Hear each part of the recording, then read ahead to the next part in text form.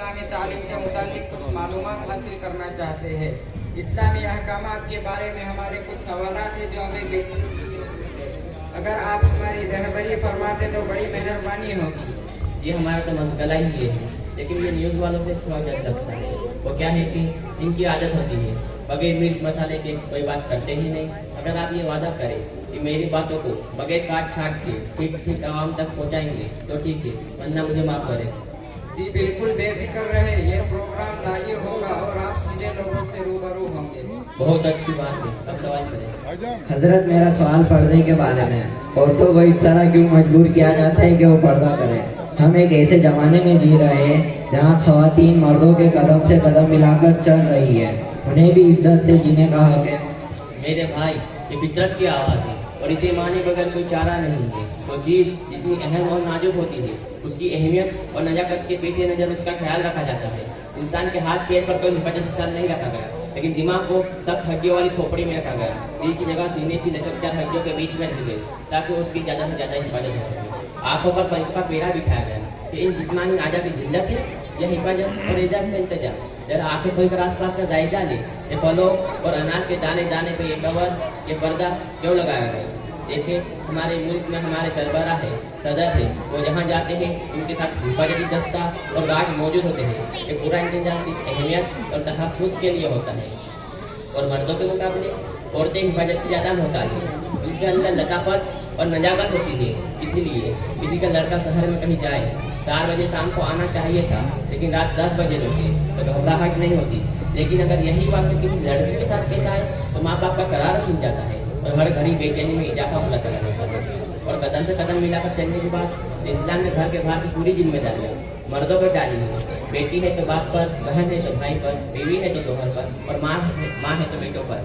और कोई मजबूरी आन पड़े और काम करना जरूरी हो जाए तो इस्लाम ने इजाज़त दी है तो पर्दे के चप्पल पहन के जरा इस्लाम की मंशा ये है कि हवा खिला दिया, डर जल्दी ठोकर खाने के बजाय इज्जत और एहतराम के साथ जिंदगी गुजारे। मेरा ख्याल है कि आपकी बात समझ में आ चुकी होगी। मौलाना साहब, मेरे दरख्वास्त है, तलाक को बंद करवा दीजिए। इसे बहुत जुल्म हो रहा है। जिसे देखो बस छोटी मोटी बातें तलाक की तस्बीह पढ़ना शुरू कर देता है। बहुत खूब, बहुत खूब। आपके जज्बात सुनकर बड़ी खुशी हुई, लेकिन जाने मेरी भी, बल्कि माँ सर की बेहतरी चाहने वाले हर फर्द की यही ख्वाहिश है कि जो बात बात पर तलाक देने का तूफान खड़ा हुआ है इस तरह खत्म हो। खुद अल्लाह के हबीब सल्लल्लाहु अलैहि वसल्लम ने अफ़ज़लुल हलाल इलल्लाहि अत-तलाक फरमाकर ये जाहिर कर दिया कि इसके जवाज़ के बावजूद ये अल्लाह ताला को सख्त नापसंद है। लेकिन इसके बेजा इस्तेमाल को रोकने के लिए आप क्या कह देना कि बंद करवा दो और मैं यूँ कह दूँ कि बंद हो जा, कोई अहमियत नहीं रखता है।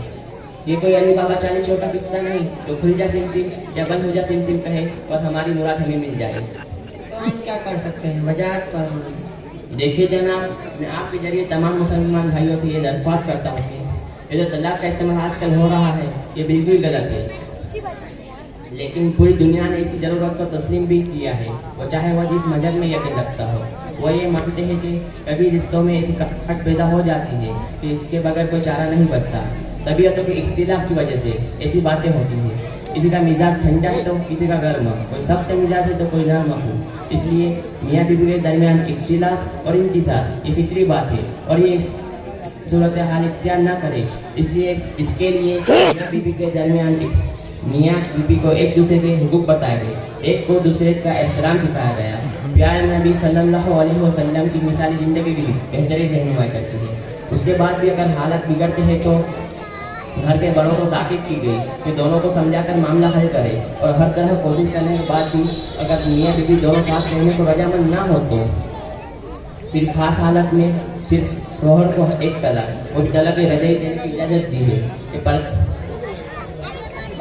वक्त रहते दोनों को अक्ल आ जाए तो रुजू हो जाए और दोनों फिर साथ रह सके, और रुजू ना होता है तो इद्दत गुजारने के बाद दोनों में जुदाई हो जाएगी। 3 तलाक देने की तो जरूरत नहीं है, ना शरीयत ने 3 एक साथ देने की इजाज़त दी है। हालत ये न हो रही है कि छोटी मोटी बात पर शोहर 3 दिन का विरद शुरू कर देता है और इस तरह अपने पैर पर कुल्हाड़ी मान लेता है। मेरे भाइयों, अगर इस्लामी तालीमात पर अमल किया जाए तो यकीन हजारों घर से बचता है। पूरी बात का लुब्बे लुबाब ये है कि होता ही हमारी है। इस्लाम का निजाम तो बेनज़ीर व बेमिसाल है। इसलिए मैं आपके जरिए तमाम मुसलमान भाइयों और बहनों से दरख्वास्त करता हूँ कि जहाँ हम अपने बच्चों के निकाह से पहले बहुत सारी तैयारी करते हैं, वहाँ हम एक और चीज़ लाजिम समझ लें। अगर लड़का है तो उसे बीवी का हुकूक और लड़की है तो उसे शोहर का हुकूक बताया जाए और तलाक के मसाइल भी खास तौर से सिखाया जाए। फिर अल्लाह की जात से उम्मीद है कि इस वबा का खात्मा होगा। जी बहुत बहुत शुक्रिया, आपने अपना कीमती वक्त हमें दिया। हजरत की पूरी बात का निचोड़ है कि तालीम को आम किया जाए। हमारा असल मर्ज जहालत और नावाकिफियत है। अल्लाह हम सबको अमल करने की तौफीक अता फरमाए। अस्सलामु अलैकुम व रहमतुल्लाहि व बरकातहू। वालेकुम अस्सलाम व रहमतुल्लाहि व बरकातहू।